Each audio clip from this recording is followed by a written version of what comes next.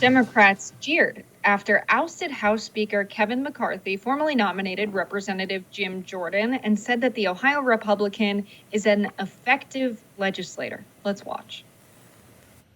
But let me correct the record. Jim Jordan is an effective legislator.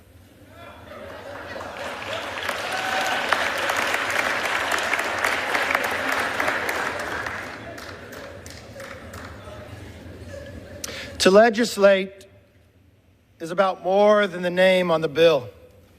It's about reaching compromise and working long hours behind the scenes to get the job done.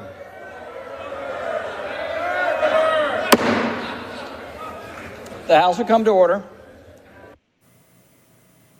Meanwhile, across the aisle, Democrats nominated Hakeem Jeffries as Speaker. Let's roll that.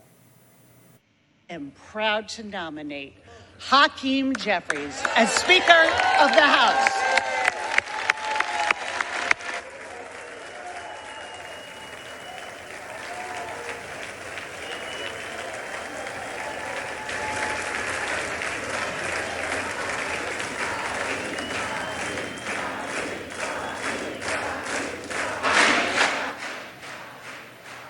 This happened just as 8 Republicans voted no to Jordan, officially denying him enough votes to win the speakership for now a third time after failing on the first 2 ballots earlier this week. This just did not go well for him, which I think was predictable. I think a lot of people said going into that third ballot that he had not built any more support for his bid.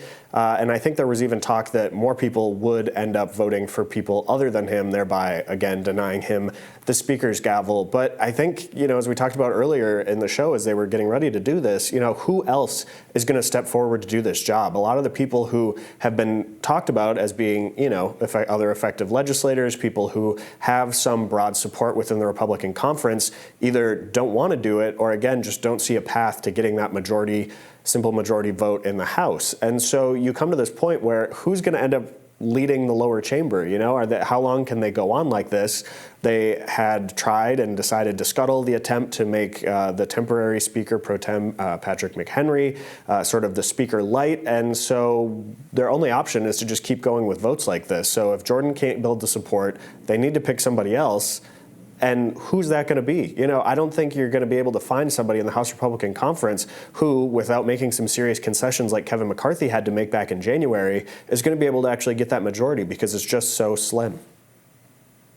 Yeah, honestly, running for speaker guaranteed public embarrassment right now. And I think that's probably deterring a lot of people who would do a better job than Jim Jordan. It's hilarious to watch Kevin McCarthy backtrack in that speech to compliment one of your colleagues and then have to backtrack because it's not true. To call him an effective legislator, Jim Jordan, since joining Congress, has not passed a single bill into law. Kevin McCarthy had to then say, well, the real legislating happens behind the scenes. It's wheeling and dealing and getting a bunch of votes.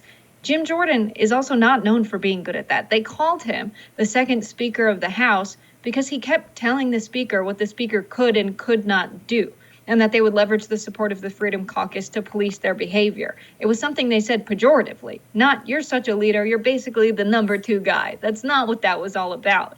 Effective lawmaking ranks Jim Jordan as one of the least effective lawmakers in the House Republican Conference. This is a sad person to nominate, and I don't think Jim Jordan is used to losing. His electoral record is 14-0.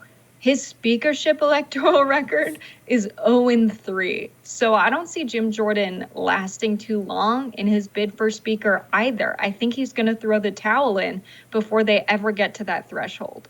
Yeah, I feel like the problem, like you were saying, is if you put your name forward, you're almost guaranteeing that you're going to end up being humiliated at least once or twice when inevitably the first round or the second round, or in Jordan's case, the third round, doesn't go your way. And I do think that dissuades a lot of people who have been very successful and do actually have a lot of power in the House.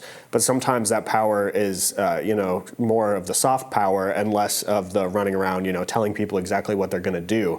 I agree that calling him, focusing on Jordan's legislative record is probably not the way that McCarthy should have gone about that nomination. But I do think the point he made is true and is one of the reasons I was kind of surprised to see Jordan end up putting his name forward in the first place. And that's because Jordan has always been kind of a behind the scenes more kind of guy. You know, again, he's definitely made waves in the Judiciary Committee with his investigations this Congress. But even that, you know, he's not passing bills. He's there, you know, making sure that information gets brought out to the American people from Biden administration officials, from big tech CEOs, from other people that otherwise, you know, the American people would probably not hear from or who would not have to answer questions under oath. And so I think in that way, Jim Jordan has been successful. And again, when you look at what he did back when he was, before he was the Judiciary Chairman, when he was sort of, you know, the second speaker, he was able to put a coalition together that did wield a lot of power.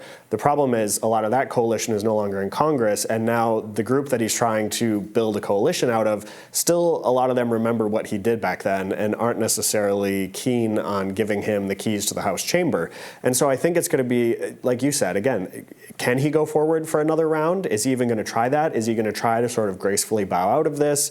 Are they going to go back and do another conference meeting where they again say, who wants to run? And then they hold a vote on that to see who their new speaker designate is. You know, Steve Scalise is probably sitting there right now going, whew, I dodged a bullet on that one, because I don't think that even he would have won on the floor if they had brought him, if he had stayed in the race and they had brought him to the floor.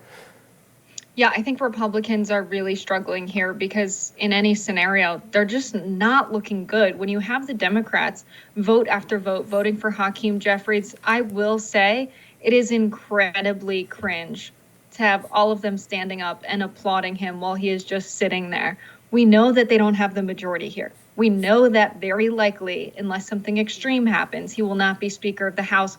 But every time they act like cheerleaders, cheering for a team that, I don't know, is in a draw, that is in a tie, it doesn't make sense that they're so supportive of Hakeem Jeffries and that they're fundraising off of this, by the way. If you're on any of the lists because you've donated to any candidate that's run with the Democrats before, you've gotten messages from Hakeem Jeffries.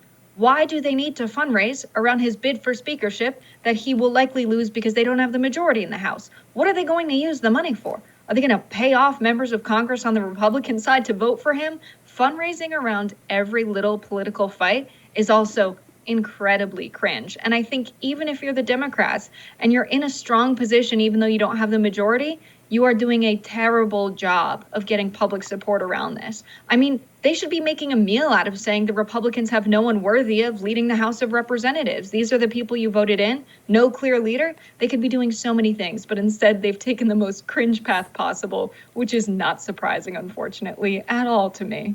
Yeah, the clip of them all standing around clapping as he, takes his seat kind of reminds me of the Democratic National Convention where everybody, including Hillary Clinton, is dancing and clapping. It's not something that Democrats should do. And I think even more cringy than that scene is every time they do these roll call votes, when they get to Jeffries and he's called on and he votes for himself, the whole Democrat side of the chamber stands up and starts screaming and hooting and hollering and clapping. And it's like, this is not, you didn't win. You're not in the majority. Again, like you said, it's kind of at a draw right now, but you guys didn't win in the midterms. You actually lost the majority. It cost Nancy Pelosi her gavel. So why are you guys so happy about this? And if you're fundraising, are you fundraising for anything to maybe fix the fact that you're in the minority? It just seems like they don't really, they're just having fun clapping and not actually getting anything done. But of course, we'll continue to keep an eye on what's going on in the House chamber as the House continues to try to find a speaker. We'll be back with more Rising right after this.